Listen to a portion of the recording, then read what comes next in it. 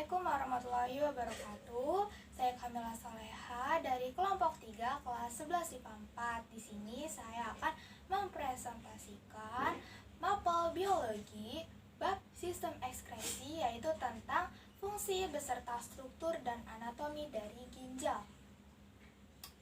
Yang pertama saya akan bahas anatomi dari ginjal. Nah, ginjal adalah dua buah organ berbentuk menyerupai kacang merah yang terletak di kedua sisi tubuh bagian belakang atas, tepatnya di bawah tulang rusuk manusia, di bagian belakang rongga perut, kanan dan kiri dari tulang punggung. Nah, ginjal kanan dikelilingi oleh hati, kolon, dan duodenum, sedangkan ginjal sebelah kiri dikelilingi oleh limfa, lambung, pankreas, kolon, dan jejunum. Nah, ginjal sebelah kiri letaknya lebih tinggi daripada ginjal sebelah kanan, karena di sebelah kanan terdapat terdapat organ hati. Nah, setiap ginjal memiliki 12 sampai 13 cm, memiliki panjang 12 hingga 13 cm dan tebalnya 1,5 hingga 2,5 cm. Nah, pada orang dewasa berat ginjal itu kira-kira 140 gram dan berwarna merah keunguan. Nah, pembuluh-pembuluh ginjal semuanya masuk dan keluar pada hilus atau bagian dalam ginjal. Nah, di atas setiap ginjal menjulang sebuah kelenjar suprarenalis yang berwarna kekuningan. Nah, struktur ginjal juga dilengkapi dengan selaput pembungkusnya yang halus. Nah, di dalamnya juga terdapat struktur ginjal. Singkatnya, terdapat 7 atas bagian korteks di sebelah luar dan medula di sebelah dalam. Nah, medula ini tersusun atas 15 sampai 16 massa berbentuk piramida yang disebut piramis ginjal. Nah, puncak-puncaknya langsung mengarah ke hilus dan berakhir di kalises. Nah, kalises inilah yang akan menghubungkannya dengan pelvis ginjal. Oke, lanjut, saya akan membahas tentang struktur ginjal. Sini sudah ada gambarnya. Saya akan membahas beberapa bagian-bagian dari ginjal. Yang pertama adalah lobus ginjal. Nah, lobus ginjal ini merupakan bagian yang menyusun ginjal yang berfungsi sebagai tempat mengalirkannya darah ke bagian ginjal. Nah, lobus ginjal ini tersusun atas satu piramida ginjal, kolumna yang saling berdekatan, dan jaringan korteks yang melapisinya. Lalu tadi ada lobus, sekarang ada hilus. Hilus atau hilum ini merupakan cekungan pada sisi medial yang membuka pada ginjal sebagai tempat keluar masuknya pembuluh darah dan keluarnya ureter. Nah, hilus atau hilum ini ada dua bagian. Yang pertama ada arteri ginjal, ada vena ginjal. Nah, arteri ginjal ini berguna untuk membawa darah beroksigen dari jantung menuju ke ginjal untuk disaring. Jadi arah alirannya itu masuk ke ginjal. Lalu vena ginjal ini berguna untuk membawa darah yang telah disaring dari ginjal menuju kembali ke jantung. Jadi arah alirannya tuh keluar ginjal. Tadi ada lobus, ada hilus, sekarang ada sinus. Nah, sinus ini merupakan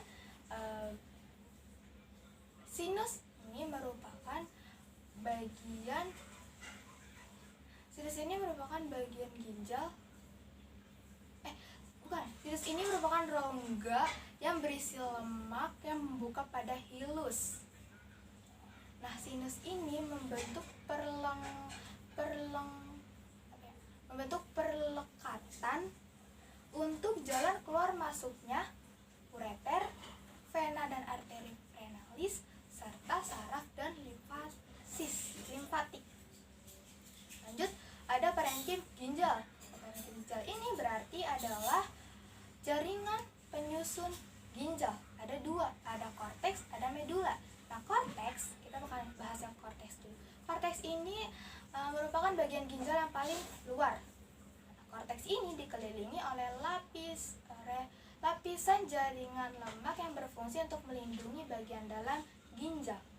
korteks ini tersusun atas nefron yang merupakan unit struktural dan fungsional terkecil dari ginjal. Nah, sedikit tentang nefron,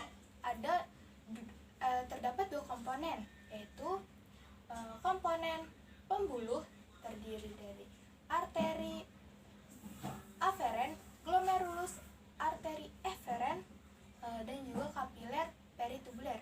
Ada namanya komponen tubulus, yaitu tersusun atas kapsul Bowman, tubulus contortus proximal, lengkung Henle, tubulus contortus distal, dan tubulus collectivus. Nah, tadi ada korteks, sekarang medula. Nah, medula ini merupakan jaringan halus yang terdapat di dalam ginjal.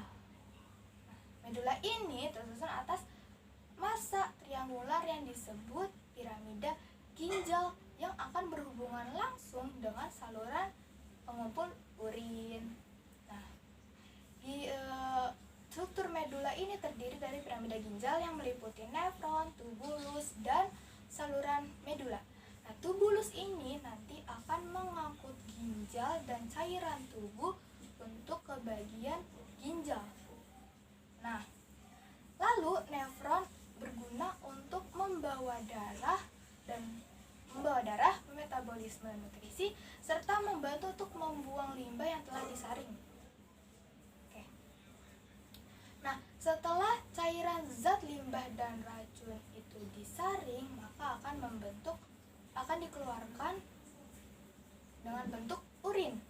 Nah, urin ini nanti akan dialirkan ke yang namanya saluran ureter di bagian pelvis.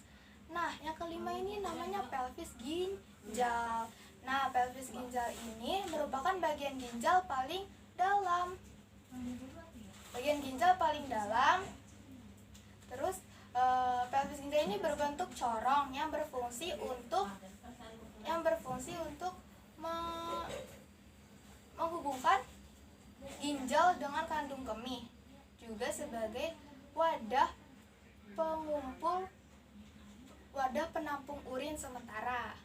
Nah, setelah melewati area filtrasi ginjal yaitu di nefron, maka urin ini nantinya akan dialirkan ke saluran ureter dan dibuang ke luar tubuh. Gitu. Lanjut, saya akan membahas fungsi dari ginjal. Oke, yang pertama, ginjal ini berfungsi untuk mengatur volume cairan dalam tubuh. Jadi kalau kita kelebihan air dalam tubuh, nanti akan dieskresikan oleh ginjal dalam bentuk urin yang ecer dan dalam jumlah yang banyak. Nah, kalau kita kekurangan air dalam tubuh, maka nanti urin yang dieskresikan jumlahnya akan berkurang dan konsentrasinya lebih pekat, sehingga susunan dan volume cairan tubuh dapat dipertahankan relatif normal. Yang kedua, ini fungsi ginjal sebagai mengendalikan tekanan darah dan garam dalam darah.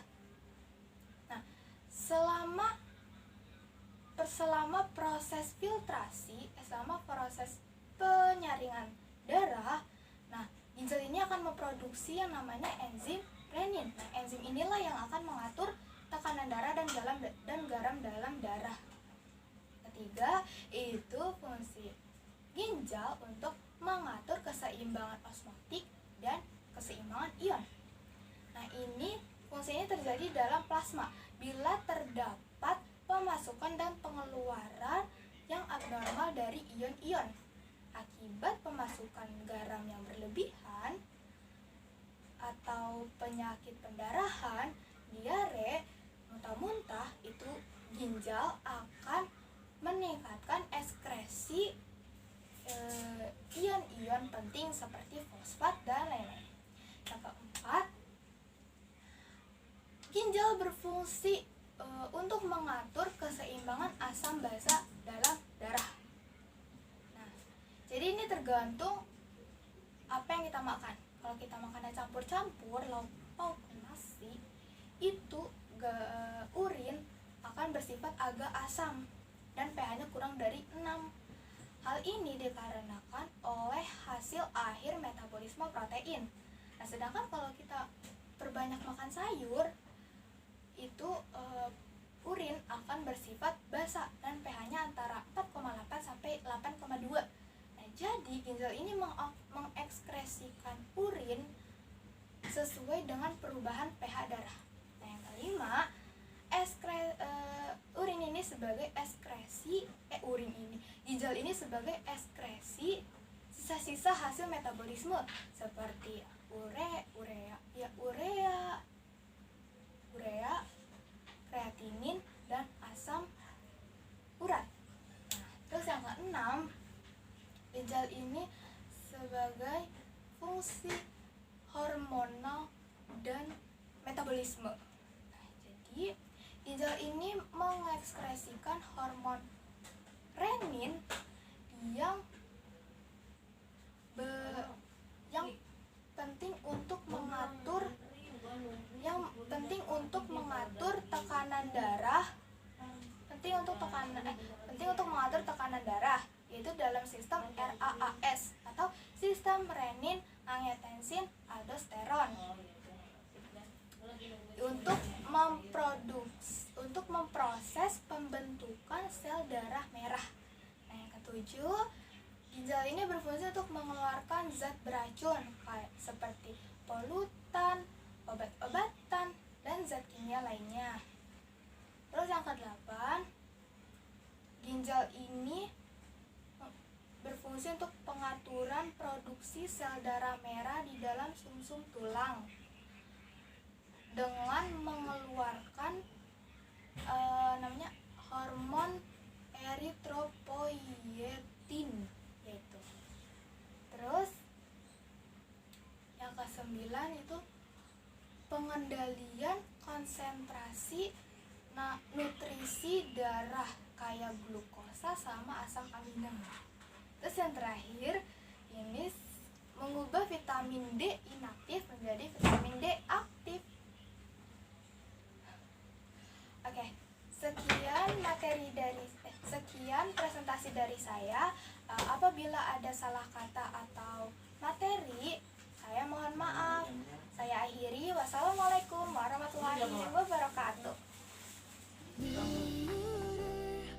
꼭 참으며 두려운 내 맘을 감추고서 너를 찾았어 갈 거야.